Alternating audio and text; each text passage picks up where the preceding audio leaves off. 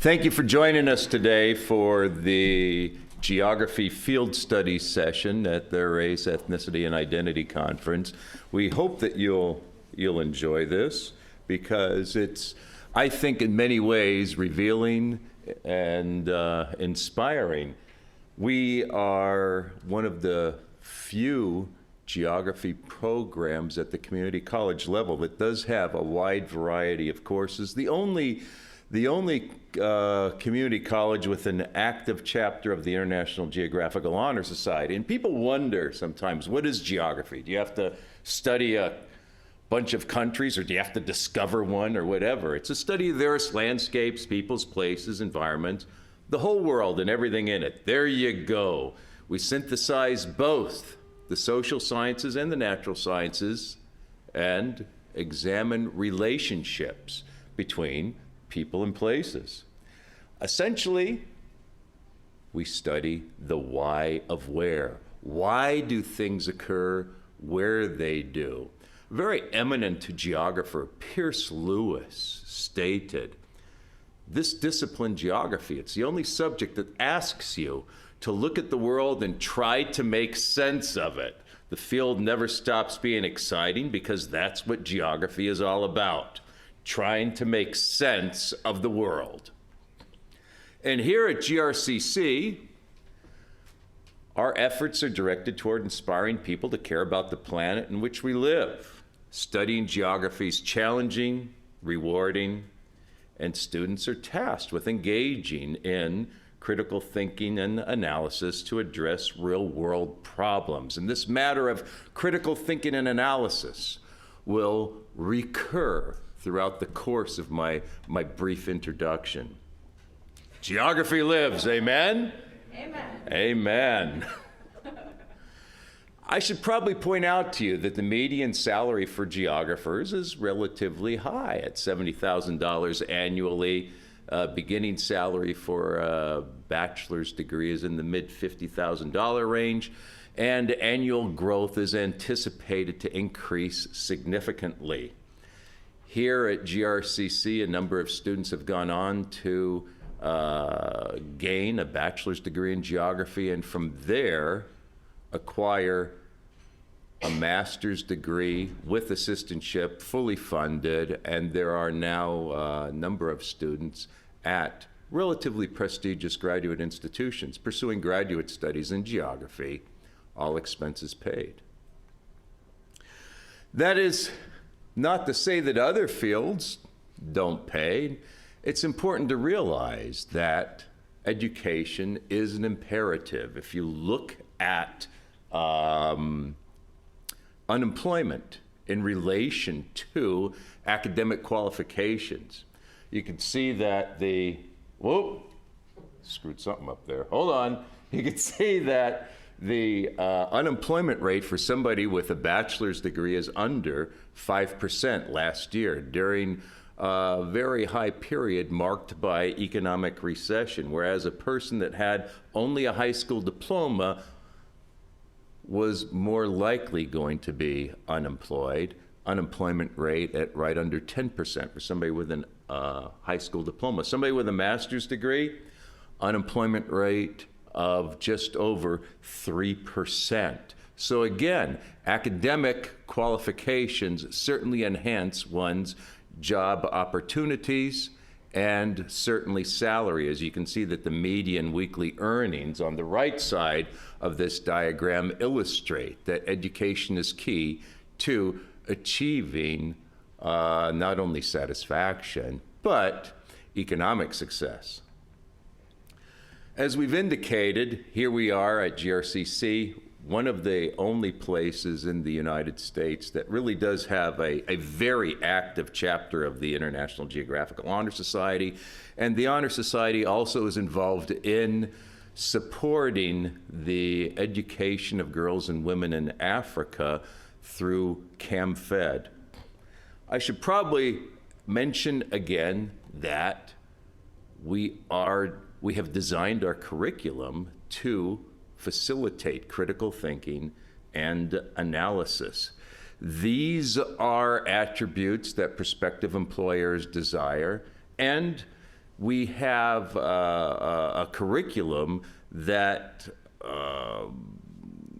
does require a proactive learning style through distance education technologies incorporated in all courses that are both offered in the classroom and solely through online delivery. Should probably point out to you the demographic character of the institution. Females make up a slight majority of students, and our ethnic and racial diversity is accorded, as you can see here. African Americans 13.9%, Hispanics 7.5%, Asians 2.8%, whites 70.2%, and Native Americans at slightly less than 1%. The average GRCC freshman held a 2.83 grade point average from high school and ACT scores of 19.9.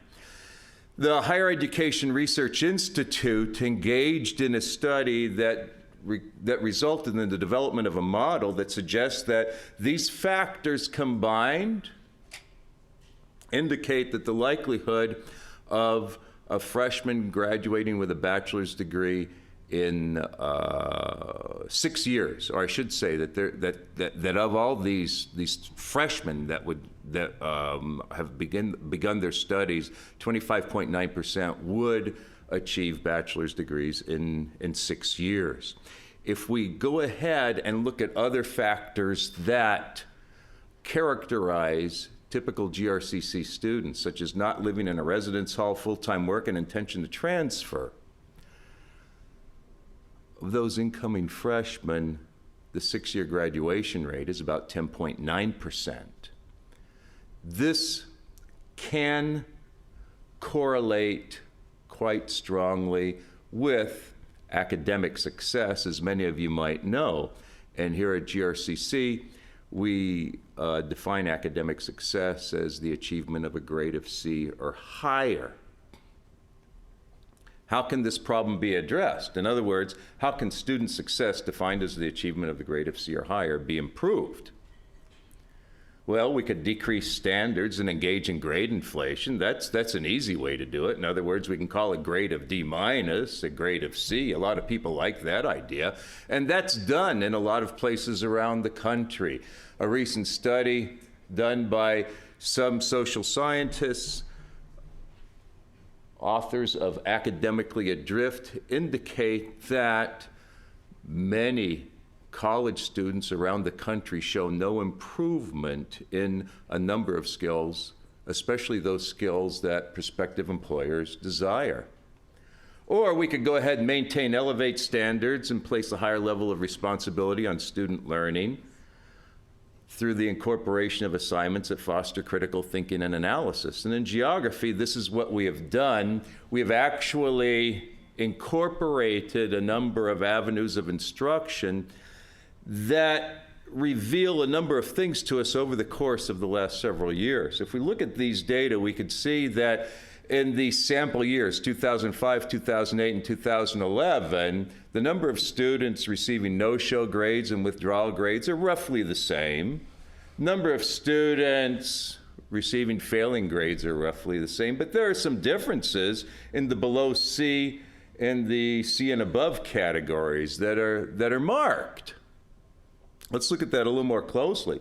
Between 2008 and 2011, somewhere between 43% and 55% of students taking courses achieved grades of C or higher.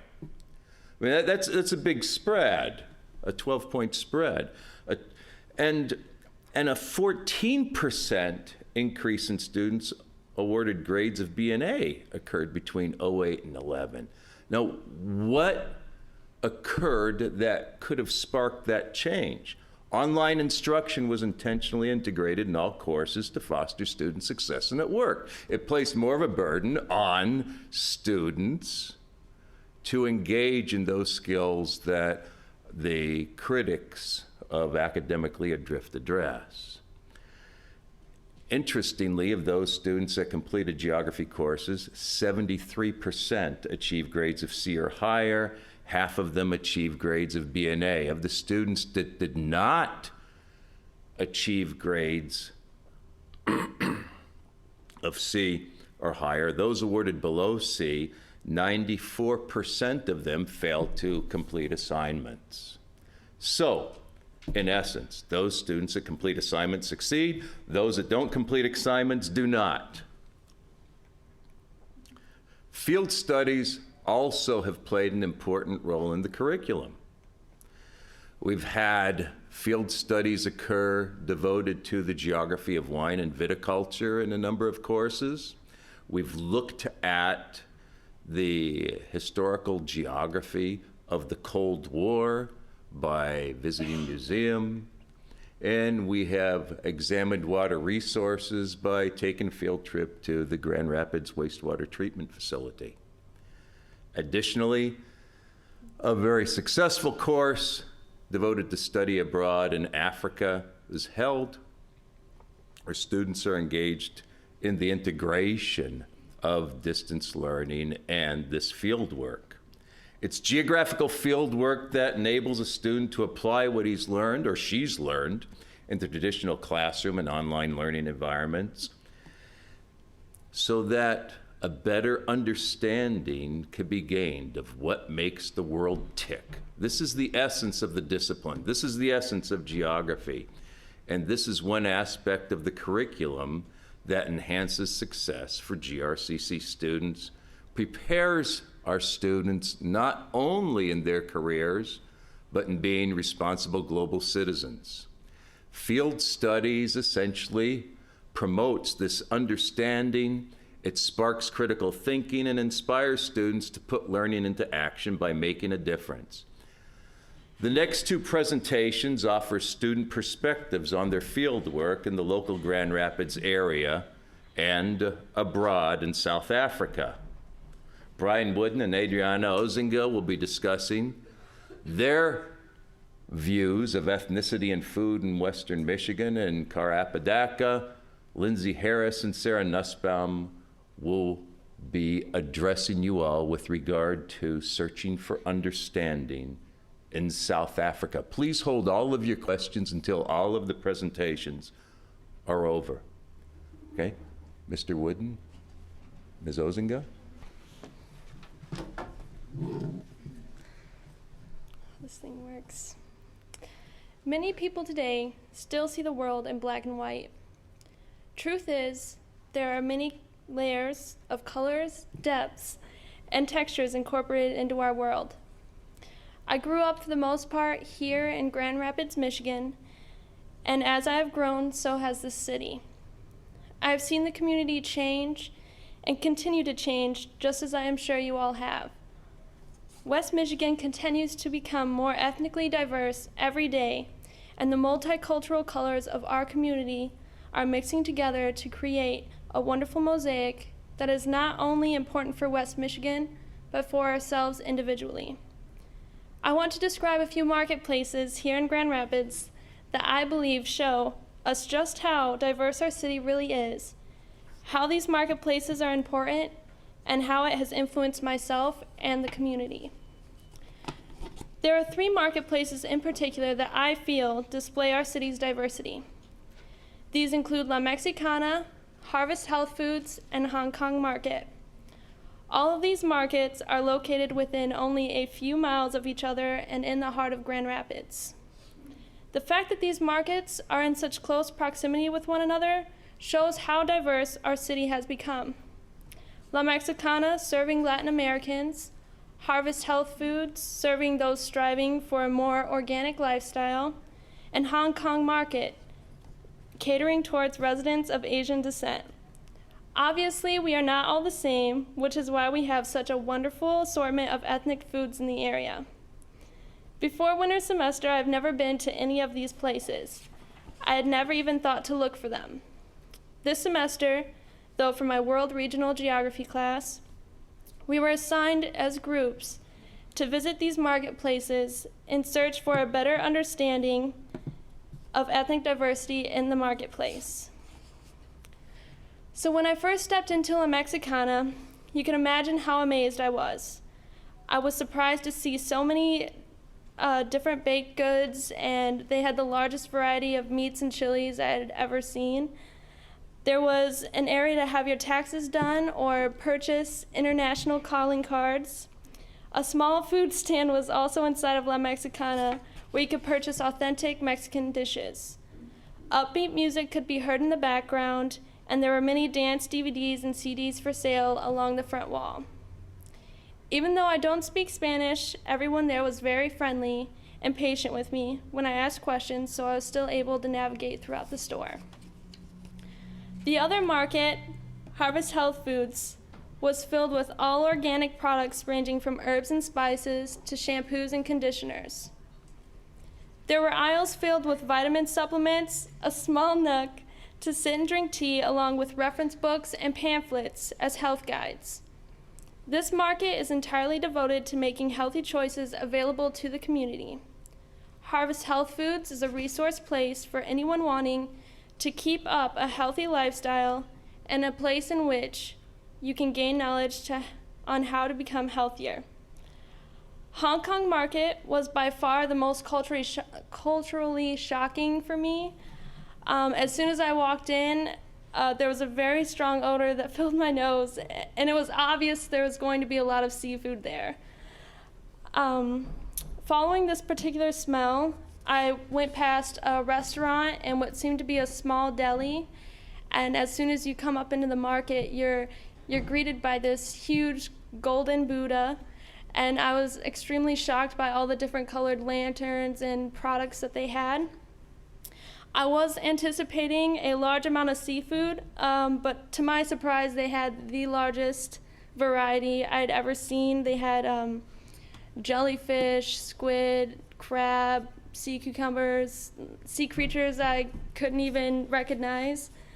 They also had different assortments of bamboo, cabbage, teas, chopsticks, and even large woks that you could buy and make traditional Asian meals. I cannot get over how broad their selections were.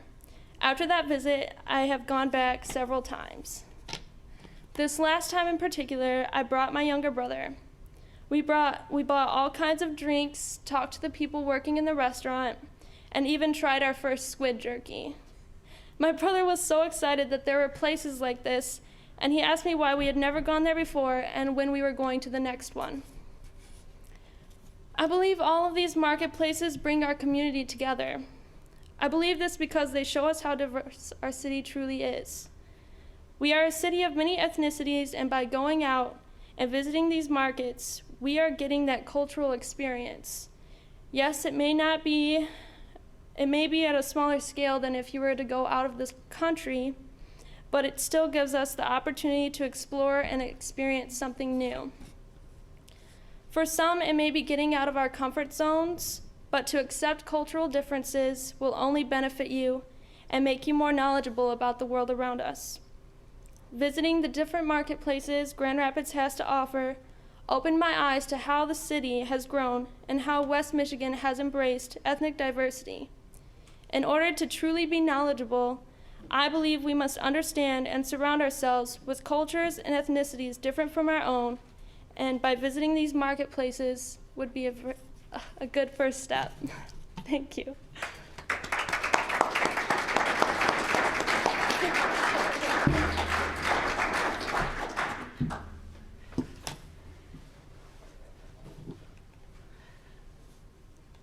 Here's some of the other markets as well. Thank you, Adriana. Conducting this field research in Grand Rapids, I was reminded of moving up here from Texas, the land of sweet tea and where every soft drink is a Coke. One of the first things I did when I moved up here was I remember trying to find the food that I'd grown up with, finding the good barbecue places, finding the Tex-Mex, the things that would bring comfort in a strange new place. You can also kind of tell that the geography of food is funny if you look around at the United States especially. You can kind of tell where you are by how many Waffle Houses are around. If there's a lot of them, you're probably in Atlanta.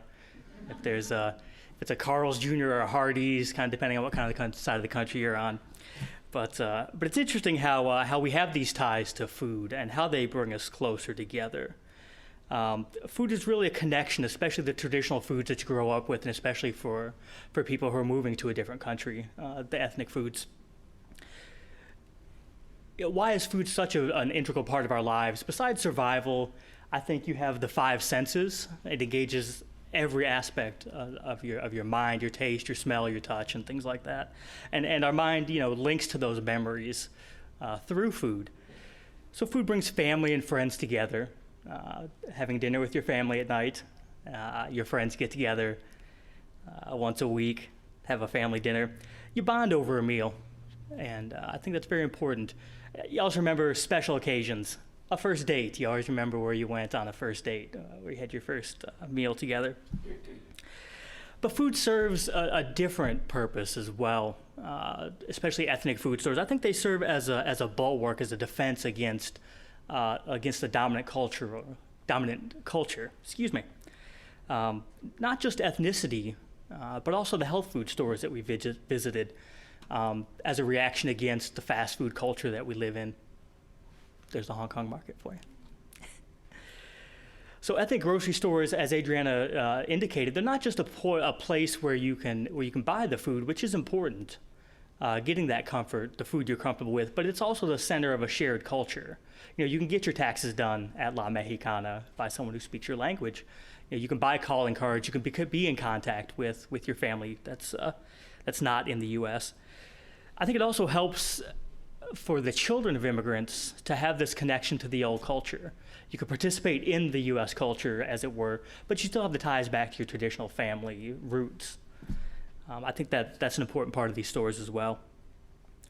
These food stores can also serve as ambassadors, as embassies for other nations, if you will. Visiting these places, I think we got an insight into other people's lives and cultures in a very profound way. It kind of breaks down barriers. It promotes some understanding in between cultures. I know many cultures have the tradition of meals as bonding experiences, as you share a meal with somebody. They're no longer a stranger when you invite them into your home and you share your food with them. I think the famous 3 Cups of Tea book, he aptly uses that. The first cup, you're a stranger. The second cup, you're a friend. And the third cup, you're family. For us as well, I think we have a great opportunity here in Grand Rapids to see so many different ethnic food stores in such a small radius. Let's look at a different picture. Why not? There you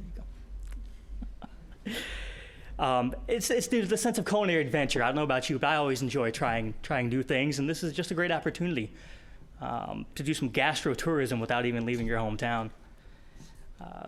These stores also can show us, serve as a cultural calendar. Special events and holidays are always centered around food. If we think of 4th of July, you have some burger and hot dogs. Thanksgiving's the big one. You have a turkey, ham, depending on your preference. But the food kind of corresponds with those special occasions.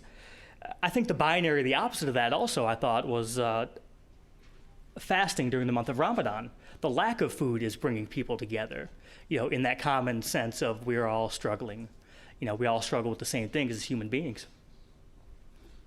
So across, the entire North American landscape, not just here in Grand Rapids and West Michigan, but urban areas are often marked by, this mosaic pattern of different ethnicities, typified in their distinct culinary geography.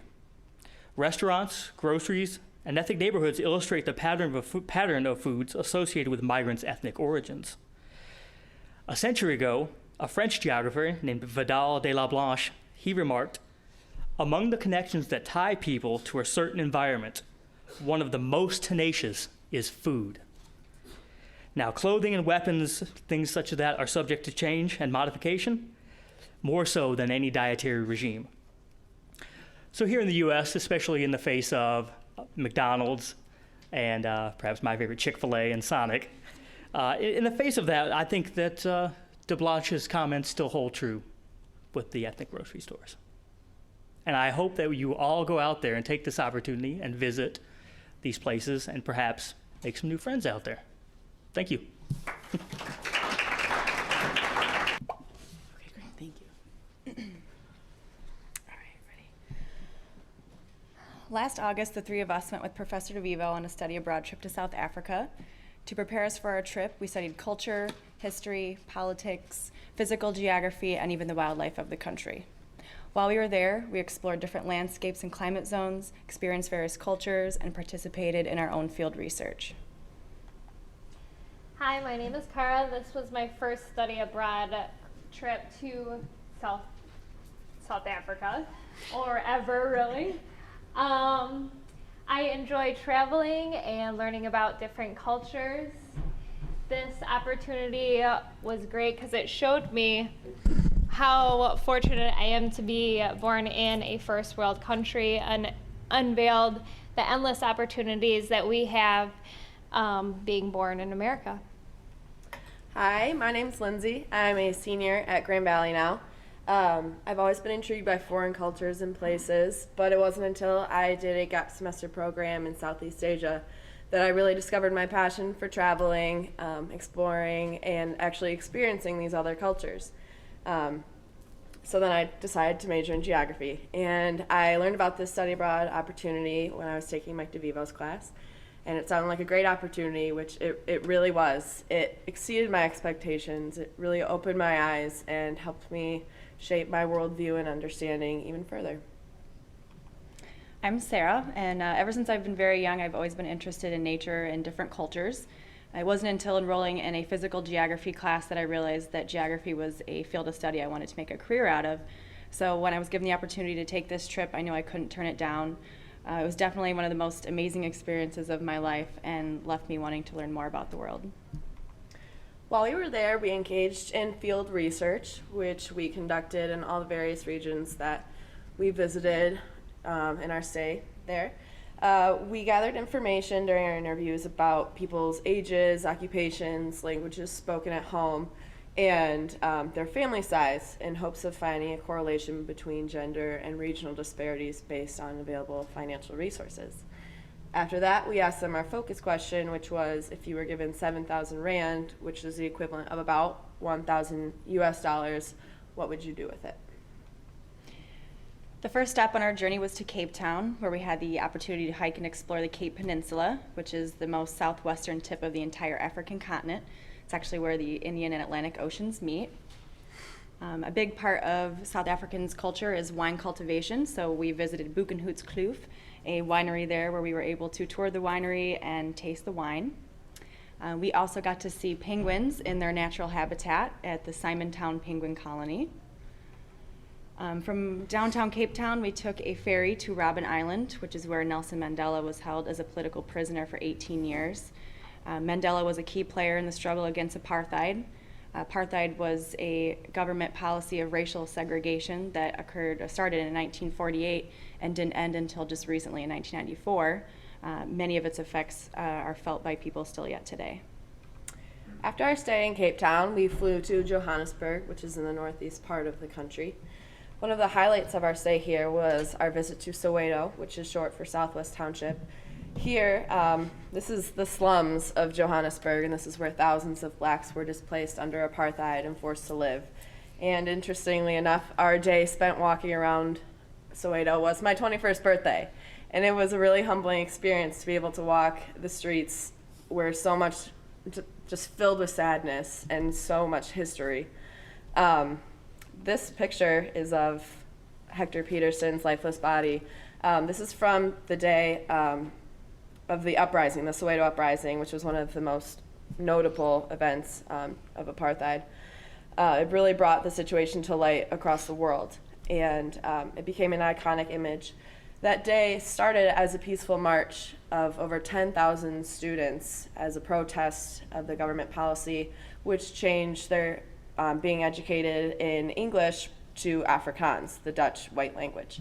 And it turned violent when police opened fire on the students, killing around 176 students and wounding many others. So while we were there, we got to visit the Hector Peterson Museum, which was named in his honor. We learned about the events leading up to the uprising itself, and the struggles of the aftermath. From Soweto, we went to Pretoria, where we took the chance to learn about apartheid and South African history from the white perspective, which was very interesting and painted a full picture for us. We went to the Voortrekker Monument, which was erected to honor the Dutch pioneers that made the Great Trek North in the 1800s. From there, we drove north into Limpopo to the Venda region. And on our drive there, we saw a women's community center on the side of the road, which was completely unplanned. We just decided to stop and check it out. And we were really glad that we did. It's a really great place where women are taught how to sew, make tapestries, and other sorts of skills that they can use as a source of income, because women, along with the general population in South Africa, have a really hard time finding jobs, and they're subject to a lot of discrimination in the job market. So we had a lot of fun interacting with the women and interviewing them for our field research project, and they even took the time to teach us how to weave, which was a lot of fun. And I think we had more fun than they did even. This is a picture of us in front of the community center, and as we were leaving, we were approached by a woman from a children's center next door. This is a picture of it. As you can see, they don't have a lot of resources. They don't have a lot of money either. So it meant a lot. Our donations meant a lot to them. It's a center for single mothers and orphans, and they provide education, food, and shelter to these people. So before we left, we got to sit and talk and just chat with some of these women, and we could tell it really made their day, our donations, and just us being there. They were holding our hands. You can see the one woman holding Kara's hand, and they were just smiling and laughing the whole time. So it really, it touched us just as much as it touched them. And after that, we drove into Toyando, the heart of the Venda region, where we walked into the Venda market, seeing what the vendors had to sell, checking out all the different stalls, conducting interviews all the while. And we came upon this table where this woman was selling what to them is a delicacy, but to us was just a table with buckets of dried ticks and dried larvae and dried caterpillars, which I did not try. But I got to indulge in the Venda delicacy of eating dried tick and dried larva, which wasn't very tasty, at least to me. Moving on, we left Toyando and we started our 4-day safari. We went to the Vast Kruger National Park and stayed at the Tondatula Resort. Tondatula, the owners pay a lot of time as well as their finances to the local Shangaan community. They also are affiliated with the Save the Elephants Foundation. We were in a Range Rover when we stopped in a herd of 30 elephants. Giraffes and zebras are a common sighting there. They have a symbiotic relationship where the giraffes overlook and see predators from afar while zebras look for closer predators. Our last day, we saw 3 lionesses and their 8 baby cubs enjoying a breakfast of baby buffalo. That night, we got to watch the sunset, and our guide taught us about the southern constellations. We left Tondatula and headed to Sabi Sands to stay at the Djuma Resort, where we saw the Big 5, which consists of lions, leopard, rhino, buffalo, elephant. And we got to see this little warthog who definitely does not look like Pumbaa. We got to witness lions eating a hippo, which the smell was just as gruesome as the sight. We watched as vultures waited patiently nearby for their turn at the carcass. The next day, we went to the same site of the kill, where we saw hyenas. We saw hyenas tearing apart the flesh of the hippo while vultures ate the scraps nearby. We got to see this one-eyed leopard from a very close distance. She was on hunt for her next prey. This was definitely the highlight of our safari. These 3 male lions came feet within our vehicle. Literally, these are Lindsay's feet right over in the corner. It was very nerve-wracking, but exciting and exhilarating at the same time. This is the smallest species of owl. We got to take a short tour of our safari guide's village, Funway. These were a couple of little girls who were kind of hanging out with us. We got to play with them in their school. We also got to have our fortunes told, or our futures told, by this witch doctor who foresaw our lives through throwing shells and bones. I'm not quite sure if that was correct or not, but. Leaving the safari camps, we visited Sabi, which is a small mountainous town. Here we got the chance to hike and explore the most popular physical landscapes, including Burke's Potholes, Bridalville Falls, the 3 roundables, as you can see in the distance. They look a lot like the huts that the South Africans build to respect and honor their ancestors. God's Window, Mac Falls, and Mac Pools. At each location, we took time to interview the locals, asking them our question: if you were given 7,000 Rand, what you would do with the money. These clips we're about to show you gave us the best insight to the research we were conducting.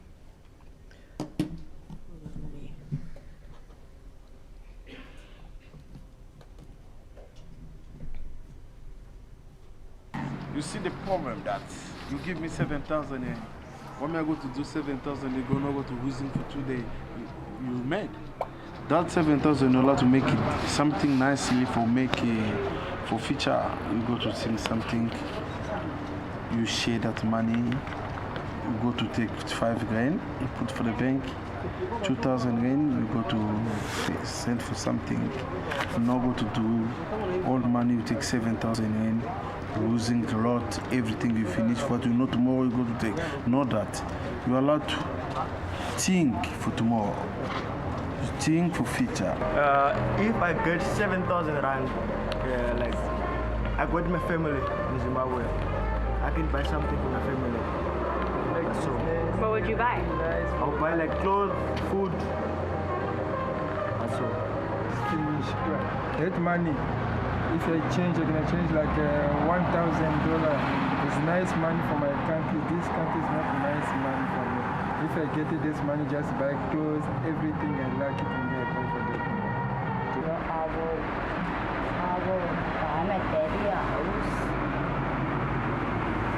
Goes with the food on the street. Say, I can take it to the school, to the younger one, to pay school.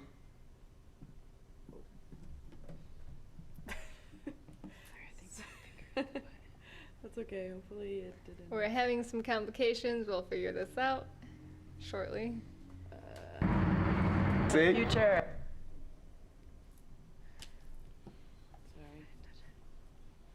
I can take it to the school, to the younger one, to pay school fund for them, you see, and others to pay rent and electricity, you see, for the houses, you see, because we normally pay water and rent, you see.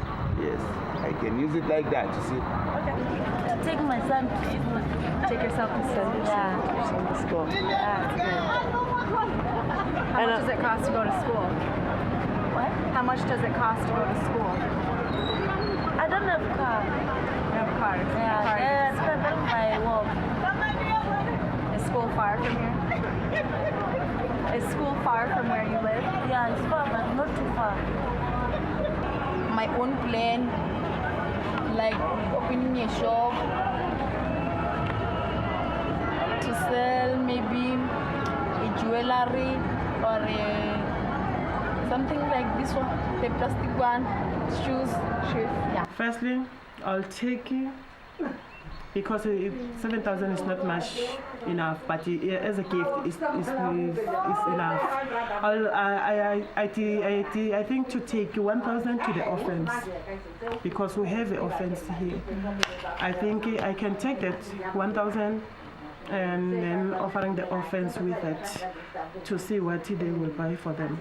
Then with 6,000, I got the kids in school. I have to pay for them and paying for them the How school much is things. their schooling? I have got one who they're paying each every month 540, and then the other is 700 rand. They have to carry money every day, and then I have to buy for them the new clothes for the school, They have from uniforms? the shoes, yeah, the uniforms from the school. Because for myself, I'm a failure. I'm really a failure. I can't afford it. And especially now, there's no more. Before it was better because I can do everything for them with this money.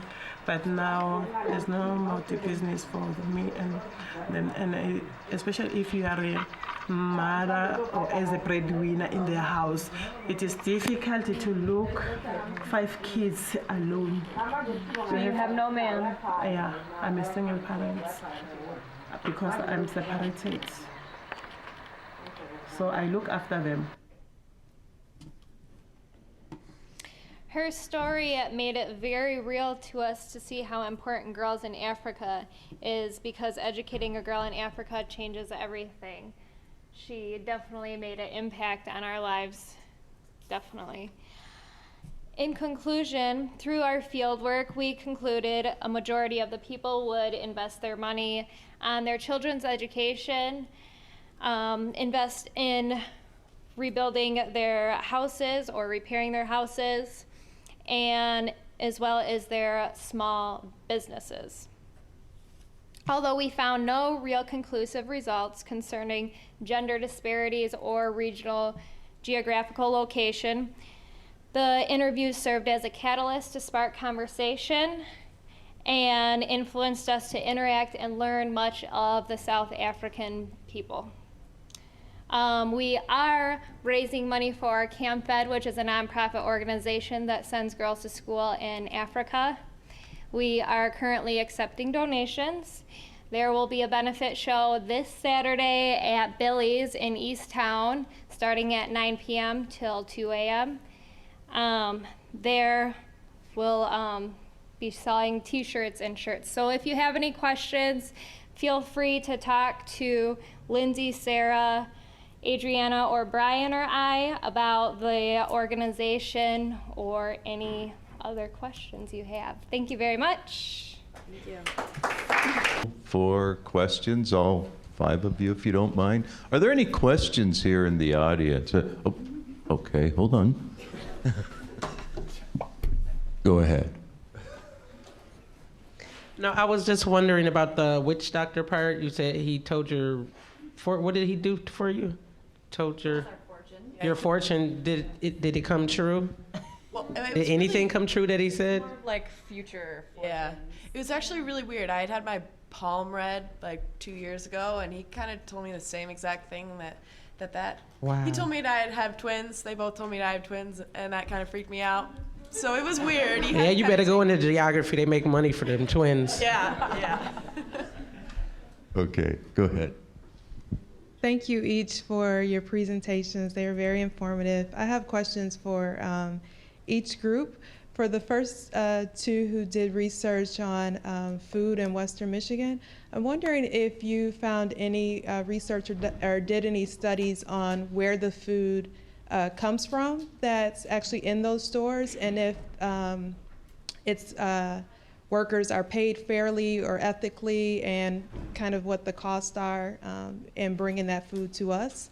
And then for the second group, I'm curious about your experience and what it was like for you to know that you were going into a place with so much devastation, to question them, and then to return home back to a place with a lot of privileges.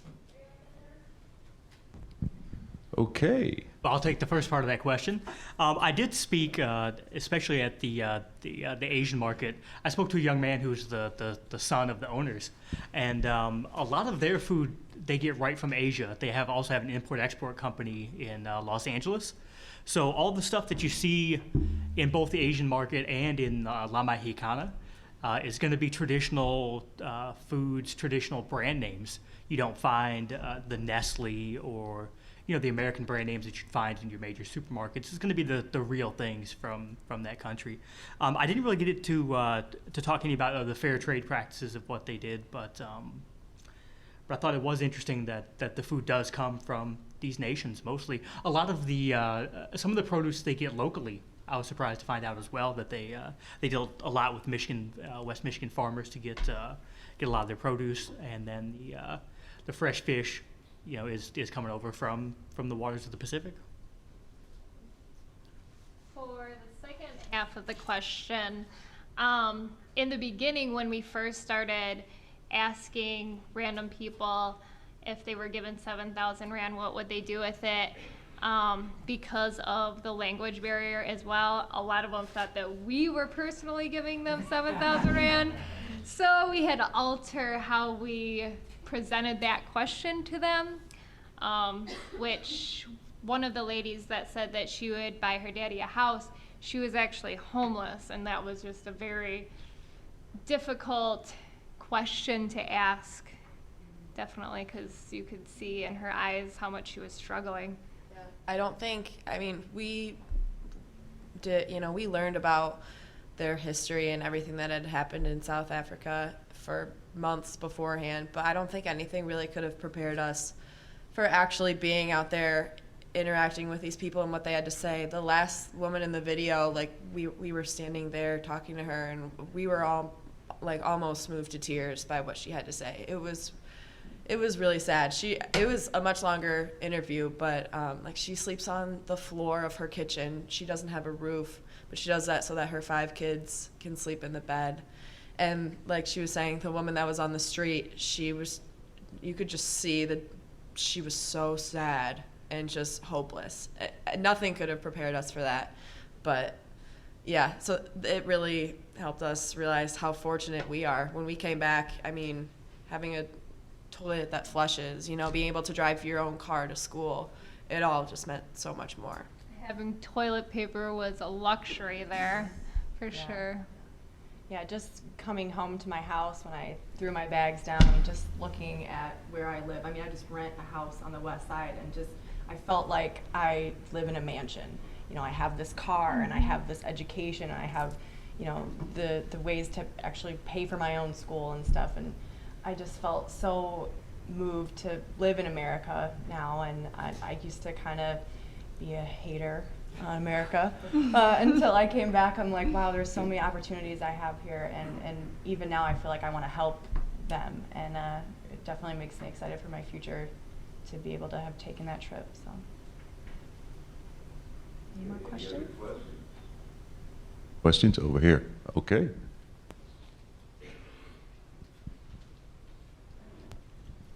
Okay, so one of you guys said in the very beginning of your speech a quote by, I believe, I don't know if I'm pronouncing this right, but Fadel de Blanche. And I was wondering if you could tell me how to spell his name so I could further research that quote, or even slowly say that quote, because it was kind of long. Sure, I can re-say it if you like. It was, the last name is D-E. Yeah? D-E-A? L-A, 2 separate. Okay. Last name, B-L-A-C-H-E. And I'm sure I've butchered the French pronunciation, so you'll have to forgive me on that one. It's okay. And it just, do you remember it off the top of your head? Could you say it once more? The quote? Yes. Yeah, definitely. He said, among the connections that tie people to a certain environment, one of the most tenacious is food. Clothing and weapons are more subject to modification than the dietary regime. Cool. Thank you. Vidal de la Blanche was the father of French geography. Very important person in geography. Other questions? Okay. To the group that went to South Africa, you said that you went and you got a different perspective from the whites there on apartheid. Could you give me an example of what that general attitude is by them? And then also how you think our perspective as Americans Is it accurate, or is it kind of, I don't know, wrong? Well, for them, most of them grew up that way during apartheid, so that was like a normal thing for them.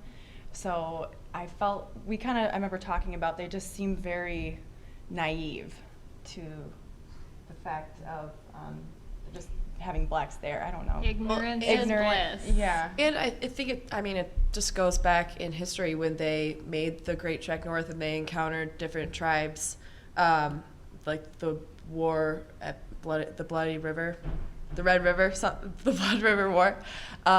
They encountered the Zulus, and a lot of battles were fought, but I think blacks were viewed as savages, as they were in so many circumstances in history.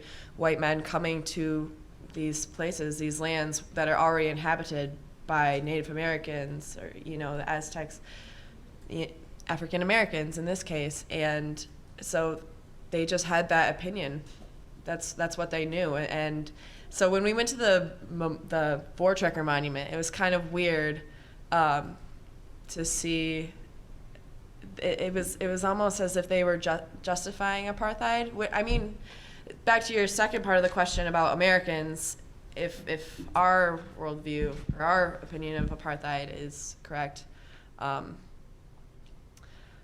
mean, I don't know. I guess you kind of have to take everything with a grain of salt, but the struggles and the violence and the racism that blacks were a part of, or that were subject to under apartheid, I think that speaks in itself that this view of apartheid, that it was wrong, is justified.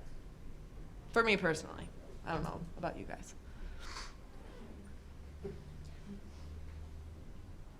I'd just like to add something to that. I look at that photograph of Nelson Mandela's cell at Robben Island, and I've been there a number of times, and every time I see it, I just see this paved floor, a small cubicle, and this is where he was for nearly 20 years of his life, in this small cell, not even a toilet. To me, that's one thing that just is very striking. Go ahead. I spent some time in South Africa for a little bit, and I went to Johannesburg, and I was surprised at like the crime rate there, and it was like, if I remember correctly, it was like 55 murders daily, like averaging or something like that. And I was just wondering if the other cities that you guys went to were just as violent. They weren't. We actually spent very little time in Johannesburg because of that factor. We went to a lot of rural places. We went to Tanzania, which is in the rainforest, which the population is really low. The wealth also is probably distributed a little bit more equally. The reason being, Johannesburg has a big population, but it's very diverse when it comes to the economy. There is no middle class, period. There's just extreme poverty, and then there's people that have a lot of money. So that is why there's tons of crime in the area. I think that Johannesburg might also have such high crime rates. I don't know the crime rates off the top of my head of the other areas, but of Soweto specifically, because they see on a day-to-day basis, they're reminded daily of everything that happened there and everything that they were subjected to, and that they continue to live in such poor living conditions. And I think that reminder to them makes apartheid very real and carries it. They carry it with them. I mean, carry it into today. And so it's not just in history. It still continues. You still really can feel the effects, and they do too. There's a lot of villages that we visited that they were telling us they just recently got electricity. And these little huts, it was funny to see these little small shacks rather with like a satellite dish on top, so they're just now coming to the new age, I guess, since apartheid. I mean, it ended just in 1994, and they're just now starting to get electricity and plumbing and things like that. So I think there is hope for them, especially if, you know, people like us and people with advantages here in America, I think can help them. I think within maybe 20 years, it could turn around, especially with education and play. My question's for the South African group. Out of all the major towns you visited, how strong is the influence of segregation still in play? Pretty prevalent. Actually, we were in Soweto and we were interviewing one of the some guy on the street there, and Devivo started talking to him about apartheid and different ethnicities. We mentioned to him how we were going to Venda later that day, and even just within their race, they're like racist against other tribes. He was Zulu and very dark, and he mentioned how the Venda people smelled bad, and we didn't want to go there. That's what he said. But it was not the case. They were the Venda people were very warm and embracive and extremely affectionate people. But with the whites, a lot of the whites would own a lot of the guest houses and businesses in the areas, and the blacks would live in more of the slums, and I believe still have trouble moving on up in careers. Yeah, at the guest houses that we stayed in, we noticed that, like she said, a lot of the owners were white, but a lot of the workers were black, and they didn't look very happy. There was one morning, you get breakfast at these places included, but one of the black workers was bringing our breakfast out to us, and the mother of the owner, who was white, kind of snatched the tray out of her hands and like shooed her back into the kitchen, which thought we couldn't see, but we saw that, and then she came over to us and was being super nice, you know, asking us if she could get us anything. So that stuck with me, that in particular. So to go back to your question, I think Johannesburg, I mean, Soweto is predominantly black. I don't think we saw one white person while we were walking the streets. And then Pretoria, it's predominantly white. And, you know, with the white people owning guest houses and black workers. So. Although when we were in Pretoria, I remember Professor Devivo saying, I don't know, maybe 20 years ago, you wouldn't see one black person walking the street. But while we were there, I mean, it was actually, to me, I think I remember seeing more blacks than whites in Pretoria, downtown Pretoria, where I guess before that wouldn't have happened. So since apartheid, it is starting to integrate. So I think a lot of the white Afrikaans who grew up that way they don't like it. So they're leaving the cities, and kind of the blacks are kind of taking over. And so they're still being integrated, or they're still being separated, but, you know. So a lot of the Afrikaans have actually left to Europe and places like that because of the end of apartheid in Australia and things like that. So. Other questions? Any other questions? No? No other questions. Well, thank you so much for joining us for this session of the Race, Ethnicity, and Identity Conference. And thank you all for making this presentation.